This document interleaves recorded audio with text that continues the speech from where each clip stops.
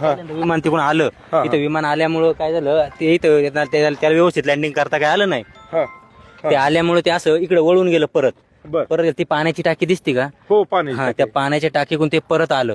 परत आल्यावर त्याला म्हणजे इथं त्याला असं त्याला आलं नाही, तो डायरेक्टच असा घुसला इथून डायरेक्ट इकडं. म्हणजे धावपट्टीवर आलं होतं पण तो उतरू शकला नाही इथं.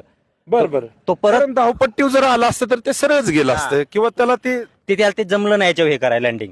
ते डायरेक्ट परत वर गेलं आणि परत तिकडून तसं आलं आणि परत त्याला याच्या उतरायचं होतं पण ते उतरू शकलं नाही. ते डायरेक्ट असं खाली गेलं.